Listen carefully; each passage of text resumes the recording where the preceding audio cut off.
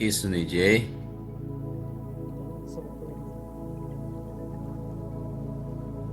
આવો આપણે પ્રાર્થના કરીએ. પિતા પરમેશ્વર, મેં તમારો આભાર માની તમારી સ્તુતિ કરીએ છીએ આજના સુંદર દિવસ માટે. પ્રભુ, દિવસ આપી તમે અમને ધન્ય કર્યા છે પ્રભુજી. જે કંઈ વચન અમે સાંભળીએ એની સમજૂતી કંઈ મેળવીએ પ્રભુજી, એ સર્વ કંઈ પ્રભુજી અમે અમારા જીવનમાં ઉતારીએ અને તમે જેમ ઈચ્છો છો એ પ્રમાણે અમે જીવન જીવીએ એવી કૃપા કરો. આ પ્રાર્થના અમે મારા પ્રભુ ઈસુ ખ્રિસ્ત દ્વારા કરીએ છીએ. આમેન. આજનો વિષય પાણી ઉપર ચાલો, એનો માથીનો 14મો અધ્યાય લઈશું અને 24મી કડીથી 32મી કડી. આ સમયે હોળી સરોવરમાં ઘણે દૂર હતી અને તેમાં મોજા ભરાતા હતા, કારણ પવન સામો હતો. સવારના 3 થી 6 વાગ્યાના સમયમાં ઈસુ પાણી પર ચાલીને શિષ્યોની પાસે ગયા. તેમને પાણી પર ચાલતા જોઈને શિષ્યો ગભરાઈને બોલી ઉઠ્યા, એ તો ભૂત છે. ઈસુએ કહ્યું, હિંમત રાખો, એ તો હું છું, બીશો નહીં. પિતરે કહ્યું, પ્રભુ, એ જો તમે હો તો મને તમારી પાસે આવવાનો હુકમ આપો. ઈસુએ જવાબ આપ્યો, આવ. તેથી પિતર હોડીમાંથી નીકળીને પાણી પર ચાલીને ઈસુ પાસે જવા લાગ્યો. પણ પવન સામો જોઈને તે ગભરાયો અને પાણીમાં ડૂબવા લાગ્યો. તેણે બૂમ પાડી, પ્રભુ, મને બચાવો. ઈસુએ તરત જ હાથ લાંબો કરીને તેને પકડી લીધો અને કહ્યું, ઓ અલ્પ વિશ્વાસી, તું કેમ શંકા લાવ્યો? તેઓ બંને હોડીમાં ચડી ગયા અને પવન બંધ થયો. શિષ્યોએ હોડીમાં પ્રભુનું ભજન કર્યું અને કહ્યું, ખરેખર તમે ઈશ્વર પુત્ર છો. વલો, આપણે જે મુખ્ય વિષય જોઈએ છે એ મન એક યુદ્ધ ભૂમિ, અને એની ઉપર આપણે વાત કરીએ છીએ. આ જે પ્રસંગ અહીંયા બતાવ્યો છે એના વિશે પહેલા પણ વાત કરી છે, પણ છતાં પણ જે આ પ્રસંગ આપણને જીવનમાં પણ ઘણીવાર અસર કરે છે અને એને વધારે આપણે ઊંડાણથી સમજવા માટે પ્રયત્ન કરીએ ત્યારે ખબર પડશે કે પિતર પોતે માછીમાર છે. એનું કહેવાય ને કે એનું ખેલનું મેદાન એ સમુદ્ર કહેવાય, કે રોજ ત્યાં માછલી પકડવા જાય અને સમુદ્રમાં ઊંડે સુધી જાય અને એને આ સમુદ્રના તોફાનનો, પવનનો અનુભવ ખરો. પણ હું એક વિચાર કરતો હતો કે આ પવન એટલો તો ભારે હતો અને તોફાન એટલું તો મોટું હતું કે માછીમાર જેવા પિતર અને બીજા શિષ્યો એ પણ ગભરાઈ જાય છે. અહીંયા મુખ્ય બાબત આપણે જોવાની એ છે કે જ્યારે ઈસુ એવા સમયમાં પાણી પર ચાલે છે અને ત્યાં એ લોકોની તરફ આવે છે, ત્યારે પિતર અને બીજા શિષ્યો એમને ઓળખી નથી શકતા. અને જ્યારે ઈસુએ એમને વાત કરી કે હિંમત રાખો, એ તો હું છું, બીશો નહીં. મારા વાલો, આ વાક્ય બહુ જ સમજવાની જરૂર છે. ઈસુએ શું કહે છે? હિંમત રાખો, એ તો હું છું, બીશો નહીં.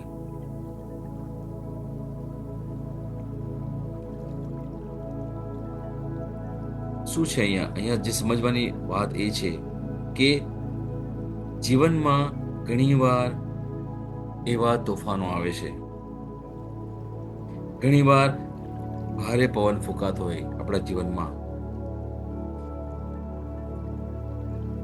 ઘણીવાર એ જ્યારે તોફાન આપણા જીવનનું જોતા હોઈએ, એની તરફ આપણી નજર હોય, જે વાસ્તવિકતા છે એની તરફ આપણી નજર હોય, ત્યારે ક્યાંક ને ક્યાંક આપણે જાણે અજાણે પ્રભુને ભૂલી જઈએ છીએ અને આપણે મનમાં અમુક એવી બાબતો ઘર કરી જાય છે, અમુક પ્રકારનો ડર. અહીંયા પણ શિષ્યો શું કહે છે? એ તો ભૂત છે. અને જ્યારે એ જ સમયમાં જે આપણે એટલા તોફાનમાં સપડાયેલા હોઈએ, મુશ્કેલીઓમાં સપડાયેલા હોઈએ, આપણી જે વિટંબણાઓ છે, હાડમારીઓ છે, આપણા દુઃખ છે, નિરાશાઓ છે, એ સમયમાં જ્યારે આપણે એમાં એટલા બધા તો ગરકાવ થઈ ગયા હોય અને આપણે જ્યારે કોઈ રસ્તો ના મળતો હોય ને ત્યારે પ્રભુ આપણને એક શબ્દ, એક વાક્ય કહે છે કે મારા બેટા, મારી બેટી, હિંમત રાખ, હું તારી સાથે છું, તું બીશ નહીં. આ શબ્દ યા આ વાક્ય જ્યારે આપણે સાંભળીએ ત્યારે આપણામાં એક પ્રકારની હિંમત આવે છે અને ત્યારે આપણે શું કહે છે? પ્રભુ, જો તમે પ્રભુ હો તો મને આ પાણી પર ચાલવાની તાકાત આપ, આ પાણી પર ચાલવાનો મને હુકમ કરો. અને પ્રભુ આપણને આ તોફાન દરમિયાન પાણી પર ચાલવું એટલે એ બહુ જ અશક્ય બાબત છે. અને શિષ્યો માટે પણ કોઈ વ્યક્તિ પાણી પર ચાલે એ તો એમના માટે બહુ મોટું કુતૂહલ કહેવાય, આશ્ચર્યજનક. અને એ જ સમયે પિતર ઈસુને કહે છે કે પ્રભુ, તમે ઈચ્છો તો હું પણ પાણી પર ચાલું. અને ઈસુ કહે છે આવ. અને એ હોડીની બહાર પગ મૂકે છે અને પછી પાણી પર ચાલે છે. અહીંયા જે સમજવાની વાત એ છે કે પિતર જ્યાં સુધી ઈસુની સામે સતત જોતો રહેતો હતો, એની નજર ઈસુ પર હતી, ત્યાં સુધી એ પાણી પર ચાલતો હતો. જ્યાં સુધી એ મક્કમ હતો, જ્યાં સુધી એને ખાતરી હતી કે ઈસુ જેમ ચાલે છે એમ હું પણ ચાલી શકું. અને ઈસુનો જ્યારે અવાજ એમણે સાંભળ્યો હતો કે હિંમત રાખો, એ તો હું છું, બીશો નહીં. અને પછી એક ઈચ્છા બતાવી હતી કે પ્રભુ, તમે ઈચ્છો તો હું પણ ચાલી શકું પાણી ઉપર. અને ત્યારે ઈસુ ફક્ત એક શબ્દ કહે છે, આવ. અને એ પ્રમાણે એ પિતર કરે છે. ત્યારે એ ઈસુ જેમ જીવતા હતા, ઈસુનું જે પ્રકારનું વ્યક્તિત્વ હતું, ઈસુ જે પ્રકારે કરી શકતા હતા, એવું જ પિતર પણ કરી લે છે.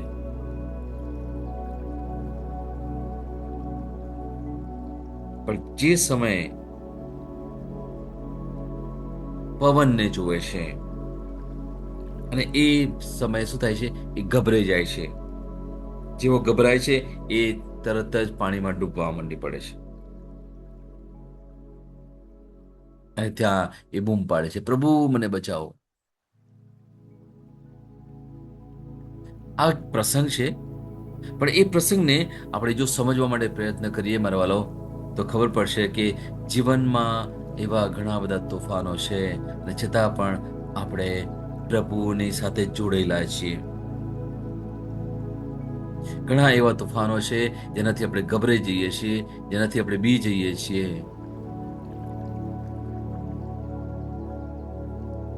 અને ત્યારે આપણે ફક્ત પ્રભુને ધ્યાન રાખીએ છીએ કે પ્રભુ,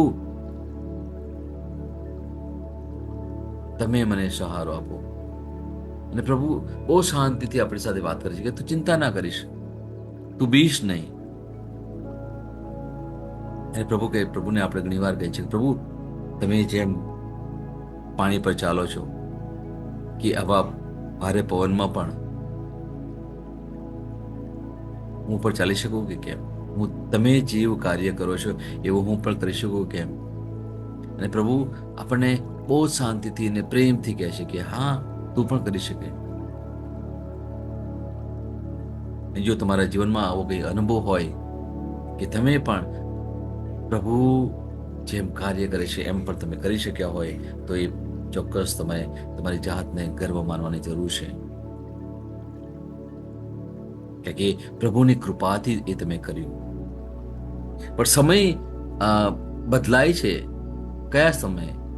જે સમયે આપણે ડરી જઈએ છીએ આપણી વાસ્તવિક પરિસ્થિતિથી, જે દુનિયામાં આપણે જે જીવન વ્યવહાર ચલાવીએ છીએ અને એમાં આપણા કુટુંબમાં આપણે અમુક પરિસ્થિતિ જોઈએ છીએ, આપણા જીવનમાં અમુક પરિસ્થિતિ જોઈએ છીએ, આપણા સમાજમાં અમુક બાબતો જોઈએ છીએ, આજુબાજુ આપણી નજર ફેરવીએ છીએ, ત્યારે આપણને ખબર પડે છે કે અરે બાપરે કેટલી તકલીફ છે. અને એ સમયે શું થાય છે કે જ્યારે જે સમયે આપણે બીજી તરફ જોઈએ છીએ, જે સમયે આપણે પ્રભુની નજરથી બીજી નજર તરફ થઈ જાય છે, ત્યારે આપણે ડૂબવા માંડીએ છીએ. આપણે દુઃખી થઈ જઈએ છીએ, આપણે નિરાશ થઈ જઈએ છીએ, આપણે કોઈ આશા નથી લાગતી. અને એ સમયે આપણે પ્રભુને કહે છે, પ્રભુ મને બચાવો. અને જે સમયે આપણે પ્રભુને પણ બોલાવીએ છીએ, એમને હાક મારીએ છીએ, ત્યારે પ્રભુ તરત જ આપણો હાથ પકડી લે છે અને આપણને એ દુઃખમાંથી બહાર કાઢે છે. એની સાથે સાથે પ્રભુ એક નાની ટકોર પણ આપણને કરે છે કે આટલો ઓછો વિશ્વાસ કેમ છે તને? તું બોલે છે તો ખરો કે મને વિશ્વાસ છે પ્રભુ, હું તમને પ્રેમ કરું છું, પણ જ્યારે પરિસ્થિતિ થોડી વિપરીત થાય છે ત્યારે આપણે અવિશ્વાસ કેળવીએ છીએ. જ્યાં આપણે પૂરેપૂરો ભરોસો છે ત્યાં શંકા આવી જાય છે. અને પ્રભુ આપણી પાસે એક જ બાબત ઈચ્છે છે કે તું ગમે તે પરિસ્થિતિ હોય તો ફક્ત વિશ્વાસ કરી શકે. કે વિશ્વાસ એટલા માટે કરવાનો, આ પરિસ્થિતિમાં પણ એટલા માટે આપણે ઝઝૂમવાનો, કારણ કે પ્રભુ આપણને વધારે મક્કમ બનાવવા માટે પ્રયત્ન કરે છે. કોઈ પણ બાબત, કોઈ પણ વસ્તુ તમે જોશો કે એને વધારે શું કે મજબૂત બનવું હોય તો એને થોડું કઠિન પરિશ્રમ તો કરવો પડશે.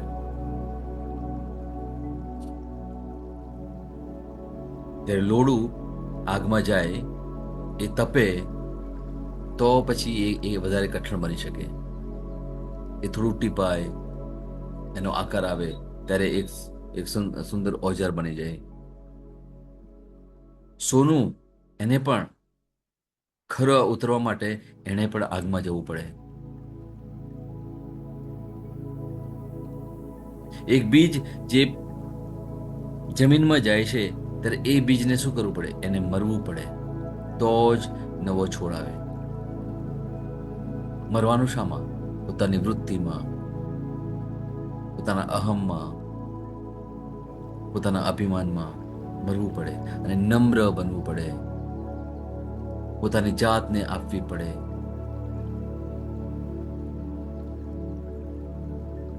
ત્યારે જ પ્રભુ આપણા જીવનમાં કાર્ય કરી શકે. મારા વાલાઓ, આપણે નમવાની જરૂર છે મારા વાલાઓ, તો પ્રભુ આપણા જીવનમાં સુંદર કાર્ય કરી શકે.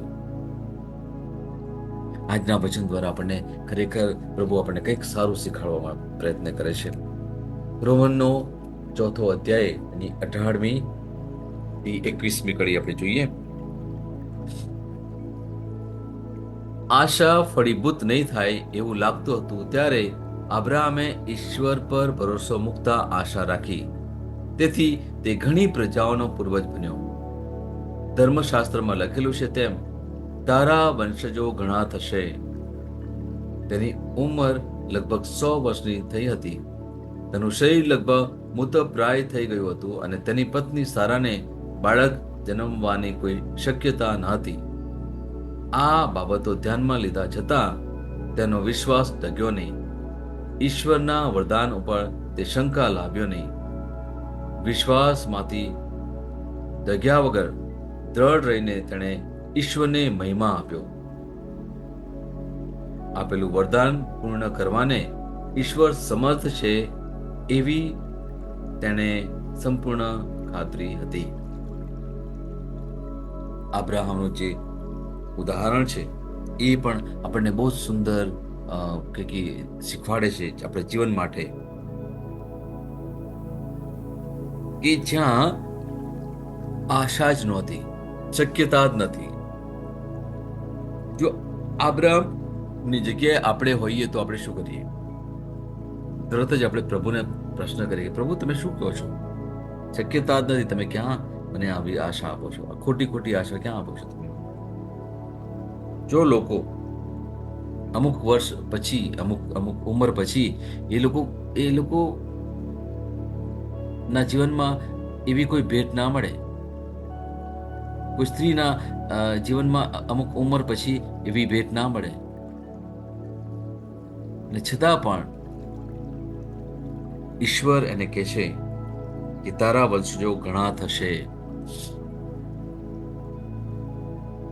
આપણને ઘણીવાર આ બાબત ઉપર જો વિચાર કર્યો હોય તો પ્રશ્ન થાય ચોક્કસ,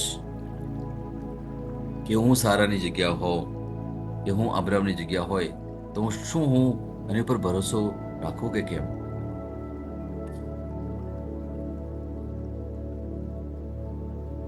અહીંયા જે અબ્રાહમ કરે છે એ શું કરે છે? અશક્ય છતાં ઈશ્વર વચનમાં અડગ વિશ્વાસ રાખે છે, અને ઈશ્વરના વચન ઉપર સંપૂર્ણ એને ખાતરી છે, અને એ ઈશ્વરના વચનમાં જે શક્તિ છે એની ઉપર જરા પણ શંકા નથી કરતા. અને અહીંયા જે 4 બાબતો છે એ છે આશા વિરુદ્ધ વિશ્વાસ કરે છે, કે એની ઈચ્છા હતી, એ પતિ પત્નીની ઈચ્છા હતી કે એમને કોઈ વારસ મળે, અને એ જ બાબત લઈને ઈશ્વર એના જીવનમાં એક નવું વચન આપે છે કે તારા વંશજો ઘણા થશે. બીજું, શારીરિક મર્યાદાઓને અવગણે છે. પોતે 100 વર્ષનો છતાં, અને સારાની ઉપર પણ ઘણી ઓલમોસ્ટ 90 ઉપર વર્ષ થઈ ગયા, છતાં પણ એ મર્યાદા ઉપર ધ્યાન કેન્દ્રિત નથી કરતા. ત્રીજું, પ્રશંસા દ્વારા શક્તિ મેળવે છે. એ શંકા કરવાને બદલે ઈશ્વરને મહિમા આપે છે, એ વિશ્વાસમાં મજબૂત બને છે. અને ચોથું, સંપૂર્ણ આત્મવિશ્વાસ છે. એને સંપૂર્ણ ખાતરી છે ઈશ્વરમાં કે ઈશ્વરે જે કંઈ કહ્યું છે એ ચોક્કસ કરશે જ. તો અહીંયા જોવાની વાત એ છે કે અબ્રાહમ ફક્ત ઈશ્વરની પ્રશંસા અને મહિમા કરતો રહ્યો. આપણે પણ આ જ કરવું રહ્યું મારા વાલાઓ. કઈ પણ પરિસ્થિતિ હોય છતાં પણ આપણે ઈશ્વરનો મહિમા કરીએ, અને ખાસ કરીને કયા સમયમાં?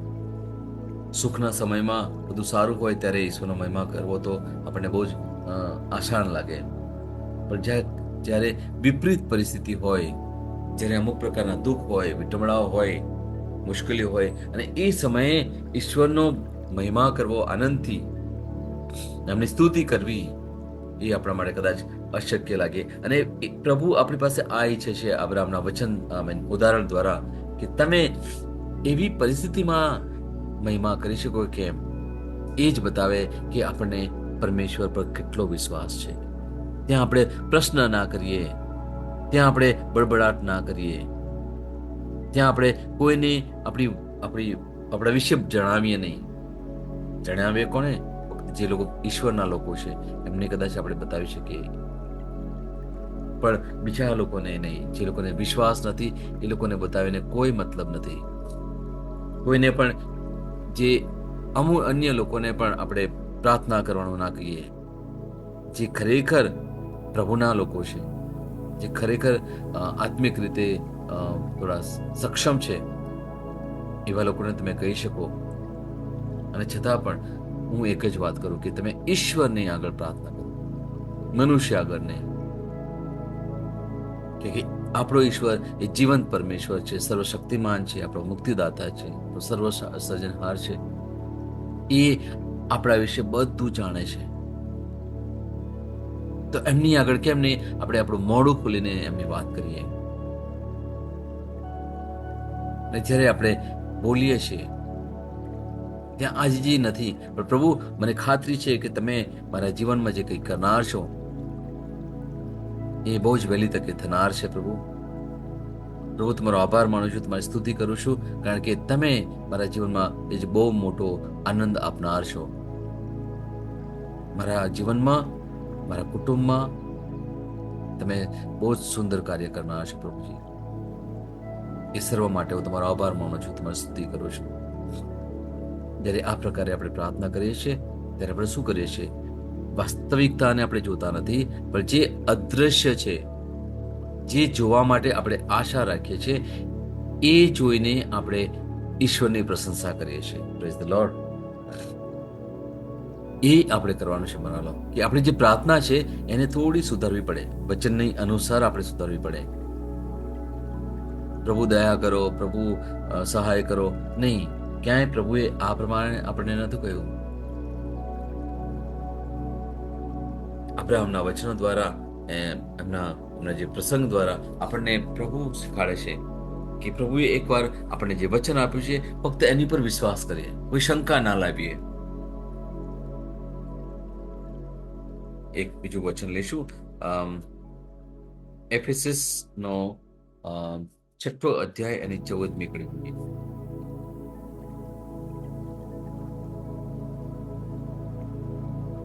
એફેસસનો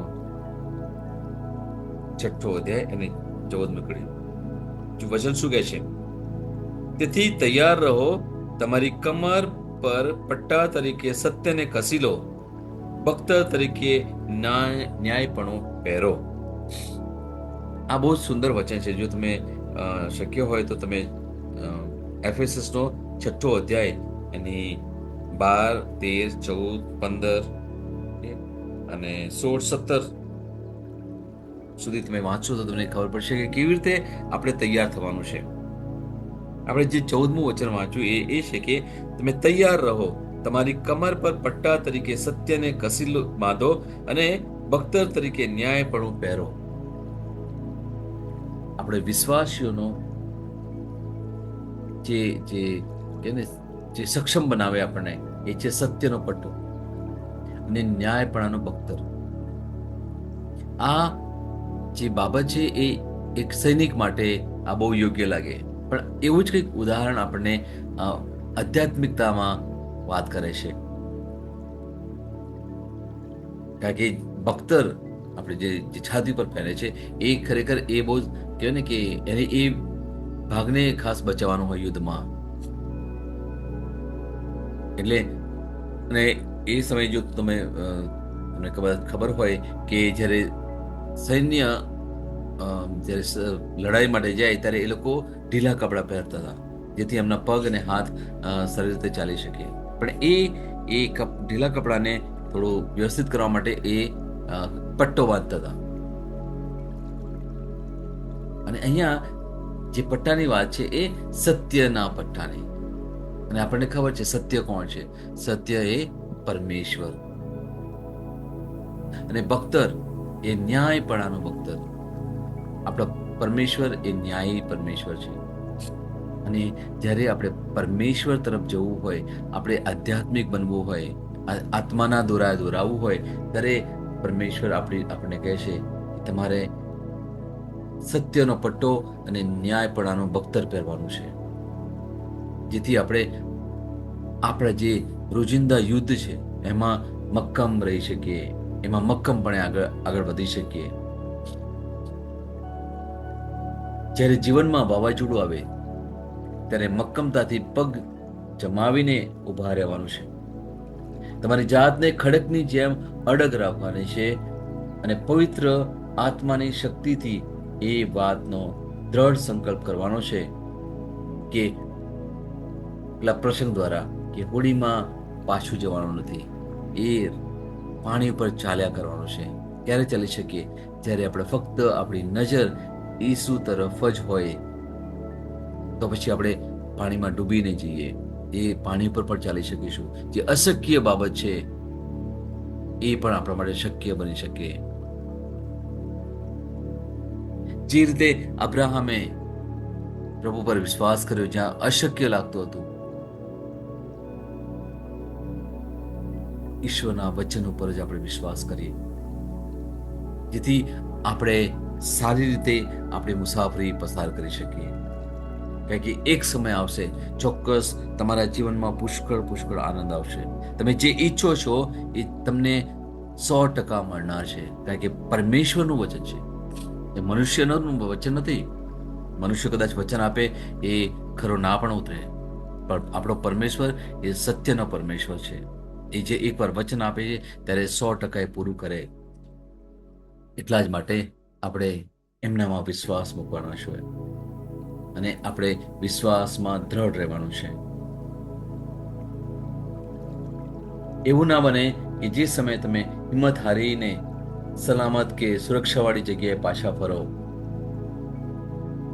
જો પિતરે એવું કર્યું હોત કે ના ના પ્રભુ, હું આવી ના શકું, એ હોડીમાંથી પગ બહાર મૂક્યો અને ત્યાં એણે એ પાણી જોયું હશે, ઓકે, અને એને ડર લાગ્યો હોત તો તરત જ હોડીમાં પાછો જતો રહ્યો હોત. પણ એણે એવું નહીં કર્યું. આપણા જીવનમાં શું ક્યારેક એવું થાય છે કે જ્યારે આપણે મક્કમપણે વિશ્વાસ રાખવા પ્રયત્ન કરે છે, મક્કમપણે ઈશ્વર તરફ ચાલવા માટે પ્રયત્ન કરે છે, અને એ વખતે કંઈક શંકા આવી ગઈ અને કદાચ તમે પાછા તમારા પેલા જૂની વૃત્તિમાં ચાલ્યા ગયા હોય. આપણે હોડીનું ઉદાહરણ લઈએ છીએ કે એ તમે બહાર નીકળવાની જગ્યાએ તમે પાછા હોડીમાં જ રહ્યા હોય. એ કહેવાય ને કે એક સુરક્ષિત જગ્યા. ભાઈ, મારું જીવન તો આવું જ છે, હવે મને ખબર છે આ બધી મુશ્કેલીઓ છે, આમાં તો કશું વળવાનું નથી, હવે પ્રભુ પર ભરોસો રાખીને કોઈ અર્થ નથી. અને આવી જ્યારે ચિંતાઓ કરીએ કે અવિશ્વાસ કરીએ, આવી શંકાઓ કરીએ, ત્યારે આપણા જીવનમાં પરમેશ્વર કામ ના કરી શકે મારા વાલો. અને એ શંકા, એ અવિશ્વાસ, એ કોના તરફથી આવે છે? એ શેતાન તરફથી આવે છે. શેતાન નથી ઈચ્છતા, એ નથી ઈચ્છતો કે આપણે પરમેશ્વર તરફ વળીએ, નથી ઈચ્છતો કે આપણે પરમેશ્વર પર વિશ્વાસ કરીએ. જેમ પરમેશ્વર આપણને ચલાવવા માંગે છે એમ આપણે ચાલીએ, એવું એ શેતાન નથી ઈચ્છતો. એટલા માટે એ આપણા જીવનમાં આવું કંઈક તોફાન ઊભું કરે છે, મનમાં એક શંકા ઊભી કરે છે. પણ આ તોફાન દરમિયાન આપણે એક જ બાબત ધ્યાનમાં રાખવાની છે કે મન એક યુદ્ધનું મેદાન છે. એટલા માટે આપણે લાગણીઓને આધારે નિર્ણય નહીં લઈએ, પરંતુ આત્મા દ્વારા આપણે તપાસ કરવાની છે કે હું કેવા પ્રકારનું જીવન જીવું છું. અને જ્યારે આપણે આમ કરીએ છીએ ત્યારે આપણે શરૂઆતમાં ભલે પરિસ્થિતિ ગમે તે હોય છતાં પણ આપણે મક્કમપણે પ્રભુ તરફ દ્રષ્ટિ કરીએ છીએ અને એ પ્રભુ જેમ કહે છે એમ આપણે જીવન ચલાવીએ છીએ. Praise the lord.